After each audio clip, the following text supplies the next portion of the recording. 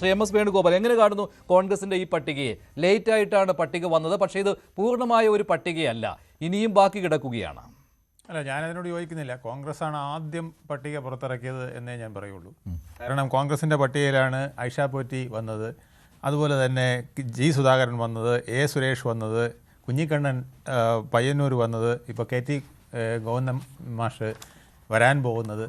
അപ്പോൾ ആദ്യത്തെ വിസ്മയ സ്ഥാനാർത്ഥികളെല്ലാം കോൺഗ്രസ് ആണ് പ്രഖ്യാപിച്ചത്. അത് നേരത്തെ തന്നെ അറിയാവുന്ന കാര്യമാണ്. അതെ, അപ്പോൾ ആ രീതിയിൽ പറഞ്ഞാൽ കോൺഗ്രസ് ആണ് ആദ്യമായിട്ട് പ്രഖ്യാപിച്ചതെന്ന് വേണമെങ്കിൽ പറയാം. പക്ഷേ കോൺഗ്രസിൻ്റെ വിസ്മയം ശരിക്കും ഇനി അവർ നടത്തുന്ന വിസ്മയം ഇനി വരാനിരിക്കുന്നേ ഉള്ളൂ. ഇപ്പോൾ നടത്തിയ 56 സീറ്റുകളിൽ ഈ 19 എണ്ണവും നിലവിലെ MLA-മാരാണ്, അതിൽ തർക്കമില്ല.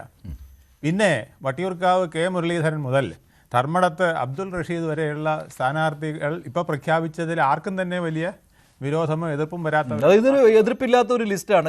ഇതല്ല തർക്കമണ്ഡലങ്ങൾ എന്ന് പറയുന്നത്, ഇതൊന്നുമല്ല ഇനി വരാനിരിക്കുന്നു. അതാണ് ഞാൻ പറഞ്ഞത്, ഇനി കോൺഗ്രസിൻ്റെ വിസ്മയം ഇനി വരാനിരിക്കുന്നതേ ഉള്ളൂ. ഇത്രയും നാൾ നമ്മളെ കണ്ടത് CPM-ൻ്റെ വിസ്മയമായിരുന്നു.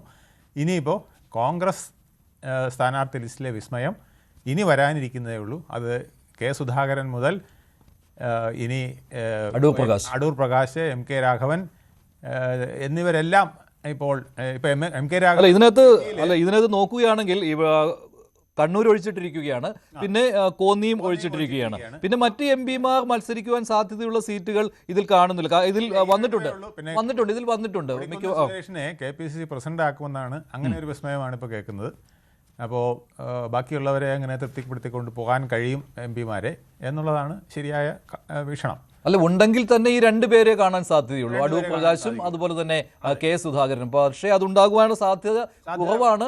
പക്ഷേ ചർച്ചകൾ നടക്കുന്നുണ്ട്. സുധാകരൻ അനുനയത്തിന് തയ്യാറായിട്ട് വഴിയിലും സ്ഥാനാർത്ഥിയാകുമോ എന്നുള്ളതാണ്. ഇപ്പോൾ ഐഷ പോറ്റി സ്ഥാനാർത്ഥിയായ പോലെയൊക്കെ ഇനി വേറിട്ട വഴിയിലൂടെ ചിലപ്പോൾ CPM-ൻ്റെയോ അല്ലെങ്കിൽ അതുണ്ടാവില്ല വന്ന് ചാടുമോ എന്നുള്ളൊരു ചോദ്യം മാത്രമേ ഉള്ളൂ.